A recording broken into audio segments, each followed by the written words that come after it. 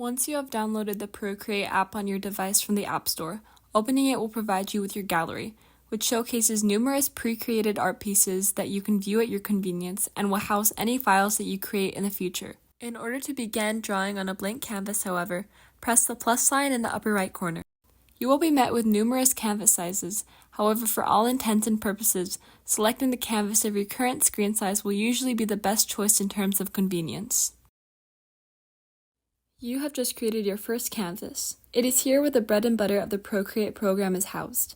Starting with one of the most important tools is the brush tool. Procreate offers numerous drawing attachments that you can use according to your specific needs. You can select the brush tool from the top menu. It is the first on the right-hand row.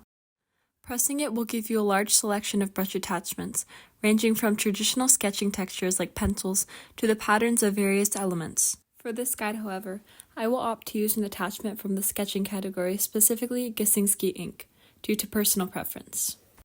When you begin using the brush tool, you must first make sure that the color with which the brush tool is drawing is visible on the white background. In order to do this, select the circle in the top right corner, which will provide a color wheel.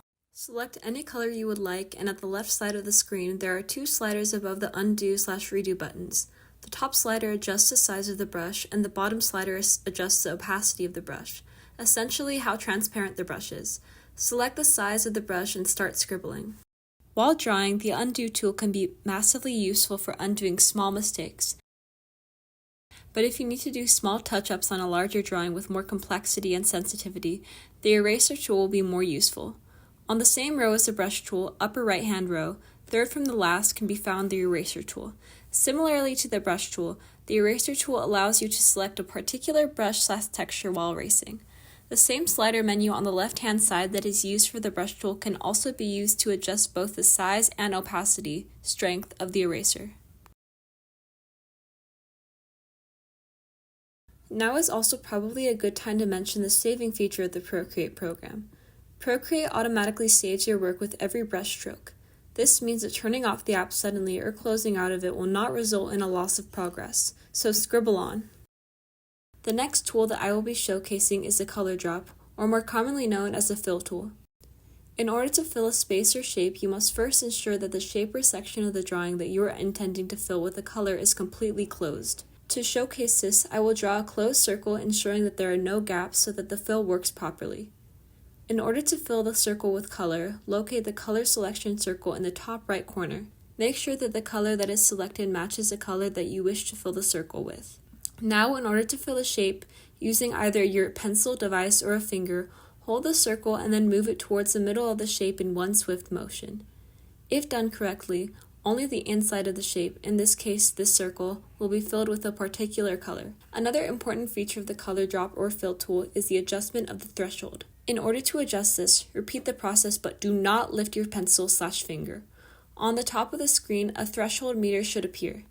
In order to adjust this, drag your pencil or finger to the left or right to increase or decrease the threshold. Doing this will allow you to fine-tune how much of the desired area you wish to fill. If there are empty spaces that you wish to fill, increase the threshold. We will now begin using tools on the left side of the top level of the screen. Next on the list of important features is the selection tool. There is a large amount of customization options offered by the selection tool. In order to begin using the selection tool, press the arrow, the first in the left row. Selecting the selection tool will select everything that you have currently been drawing on your canvas. The first selection, freeform, will allow you to manipulate the selected drawing in numerous ways. You can extend it, widen it, and change the scaling of the drawing as shown in the video. You can also flip the selected drawing horizontally, vertically, as well as rotate it in 45-degree increments. You can also fit the selected portion to your canvas and reset your modifications back to normal. The next selection is uniform. It allows you to increase and decrease the size of the drawing similarly to the previous option. However, rather than changing the scaling by widening or lengthening the selection, it will instead keep the same scaling while changing the size. The next two options are quite different. Firstly, the distort function allows you to distort your drawing. The last option, warp, allows you to manipulate the drawing in a more three-dimensional manner and allows you to use an advanced mesh for more customization/fine-tuning. Next, I will be going over the quick menu system. Quick menus offer a wide range of functions that could be done with a single swift movement, all of which are programmable to cater to your specific needs. In order to set up your quick menus, first click the wrench in the top left corner next to the gallery button. Then click Gesture Controls and press the Quick Menu option. You will be met with numerous options for customizing your quick menu. For this guide, I will choose Touch and Hold due to personal preference. However, choose whatever option that is best suited to your working situation. Now, in my case, touching the screen and holding will invoke the quick menu.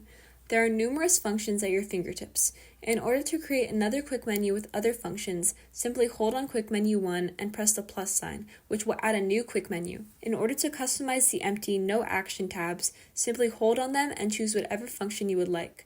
Repeat this process until you have quick menus that are useful for you. One of the more complex functions of the Procreate program are layers and navigation. Layers let you stack image elements on top of each other. They let you paint objects to overlap without altering work you've already done. In order to access your layers, click on the overlapping squares on the top right corner next to the color wheel. Here you can disable the background and current drawing layer as well as add new layers. In order to further customize your layers, you can simply tap on a layer 1 in this case, and you will be met with numerous functions. One of the most important functions in this menu is Alpha Lock, which masks the transparency of the layer and allows you to only color on the parts of the canvas that actually have paint on them as shown in the video. This means no matter how much color you add on the transparent areas, you won't be able to modify them. The next modification is a clipping mask. Pressing mask will create a layer mask. Unlike an Alpha Lock, a clipping mask is not permanent. An Alpha Lock will allow you to edit/modify what has actually been drawn. With a clipping mask, you're putting a new canvas with paint on top of your previous painting. You can add more canvas, rearrange the canvases, edit the details and color in the canvases, and you'll still be able to remove them all without damaging your main painting. With that is the end of this concise Procreate guide. Thank you for watching, and I hope I helped you in understanding this program.